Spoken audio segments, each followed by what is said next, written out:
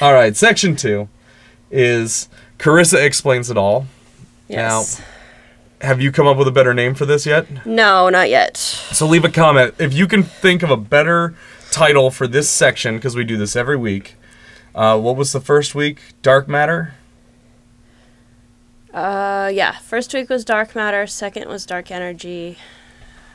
And now I'm completely blanking on what the third one was. It might have been Relativity. Relativity. And then now we're doing some pop stuff. We did some TV stuff. So leave a comment if you have suggestions, especially for this section. We want to know what you want us to do. So, Yep. What are we doing? 10 80s movies. 10 80s movies in 2 sentences or less. Okay. Okay. First one, Gremlins. There were 3 rules. No wonder parents get picky about pets. Fair enough. I've seen Gremlins. It's don't feed them at night. I'm not going to be able to top that, though. It even says on the picture, don't get them wet. Keep them out of the light. And don't feed them after midnight. Yeah. Yep. And we all knew that from the commercials for the stupid toys. There were toys. There were toys. There were toys. That's right. I had one of them. I didn't. It creeped me. But the thing hid under my bed and never came out. I will say this. On the Jazz Destroyer's Instagram page, yes, you can see me holding a lemur named Gizmo. There you go. All right. Next one. There's your tie-in. Honey, I Shrunk the Kids. Honey, I Shrunk the Kids. A hoser takes off. Oh, take off, you hoser. Yeah, uh-huh. No, Honey, I Shrunk the Kids is, scientist makes a ray gun, accidentally zaps himself. Oh, that's a different one. Yeah, that was the sequel. Fair enough. See, now, this one, I maintain that this movie led to some of the more awful parenting trends in recent memory. Seriously, what helicopter parent wouldn't like to shrink their kids down so they fit inside an Altoids tin? Fair enough. Yep. Okay. All right. Return to Oz. Return to Oz. I don't know that I saw this one. I saw The Wiz, but that was 70s, I guess. This probably would have terrified you too as a child. Oh, yeah? Yeah. Basically, Dorothy gets sprung from a mental hospital and taken back to a post-apocalyptic Oz. That sounds awesome. Imagine a world where you never have to have a bad hair or skin day. This sounds great. Yeah, except it's creepy. Somebody leave me a comment. Is this on Amazon or Netflix or anything? Can I watch this? All right. We can track down a copy if you really want to. Driving Miss Daisy. Driving Miss Daisy. Racism personified. Yep. Also Morgan Freeman. That too. An old white woman very slowly overcomes racial prejudice to befriend her black driver. If an old white woman can do it, why does it seem to be so difficult for old white men?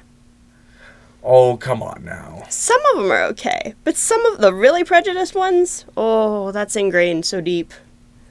Yeah, I guess. Yep. Yep. All right. All right. Little Mermaid.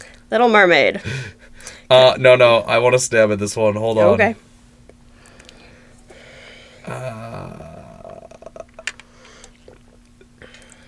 Bestiality rules be damned. This guy's getting some underage.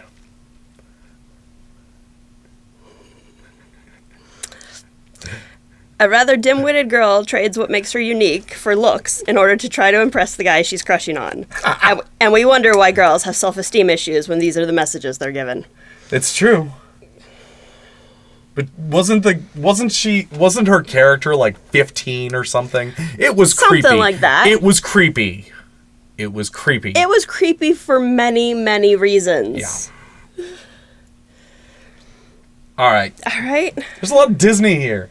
Disney did not own the 80s. No, but most of the movies I saw in the 80s and remember from the 80s were Disney. All Plus, right. a lot of the other movies from the 80s can fall into different categories for different slideshows. Okay. Mask. Did you see this one? Oh God, I remember this. It was just the woman falls in love with a hideous guy, overcomes adversity. Like, That's what I remember. Eric Stoltz with massive facial prosthetics in a movie about being yourself. Oh, and hey, Cher. Yeah. Okay. Cher actually played his mom. That was the thing that always got to me, is like she never quite looked old enough for it. Cher still wouldn't look quite old enough for it. True. Very true. Cher does not age. She is a vampire. Hashtag Cher is a vampire. Let's make that trend. Okay. All right. Harry and the Hendersons. Harry and the Hendersons. Bigfoot befriends a yuppie family. Also, John Lithgow. Bigfoot does exist, and he's been adopted by a white bread American family because just the existence of Bigfoot wasn't unbelievable enough. The only thing that makes it more unbelievable is that they later made a TV show based on the movie. That's right. It started as a movie and then became the show. Uh-huh. I remember the show, but I don't think John Lithgow was in the show. No, God, who was that? Because I forget his name. I remember watching the movie like, wait, why is the guy from Third Rock in this movie? It was really... Oh, you saw it later then. I saw it much later. I saw the show as a kid. All right. Flight of the Navigator. This is kid befriends a UFO, and You never saw this one either. This isn't the one where the kid befriends the UFO. Not quite. I mean, yeah, he befriends the UFO, but it's a little more complicated than that one. Also, the government tries to capture him. Right? Isn't Yes. that the movie? I saw this one. You kept telling me you never saw this one. I don't remember it by name. I remember seeing this movie. Just the screenshot has triggered the whole thing. I watched this many times as a child. Okay. This is actually the first movie I remember seeing at a drive-in. I've never been to a drive-in. I know. We're gonna have to go next time we're in California. Maybe. Okay. I spend enough time in my car, though. Like, when you're young, drive-ins are cool. When you go because to a drive-in nowadays, you don't spend time in your car. You have, like, lawn chairs, and you're out, like, in front of your car. Yeah, but I got the big projector downstairs. Well, then we'll watch it on the big projector. Yeah, we could do that. We do have a copy. I'm down to watch it on the big projector. All right. So, an alien spaceship that sounds like Pee Wee Herman abducts a young boy and convinces him to travel through time and space by telling him that he is the Navigator. Add in minors playing with fireworks, and I'm honestly amazed my parents ever let us watch this movie. That's right, the ship talked. Uh-huh.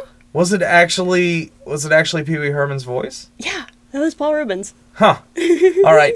Next one. Oh, Never-Ending Story. Boy befriends a dragon and goes after a girl who's age inappropriate for him.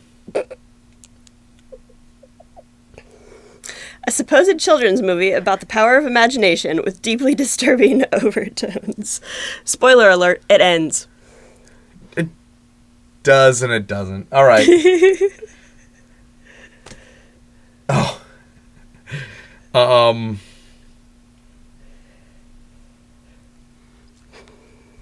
The story of Anvil predicted in film.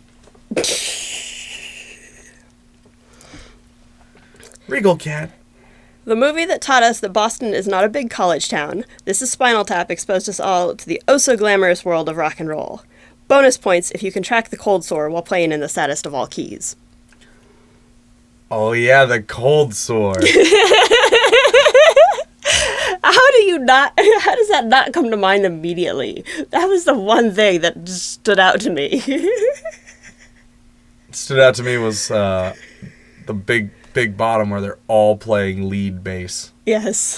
That was very funny. All right. And that's it.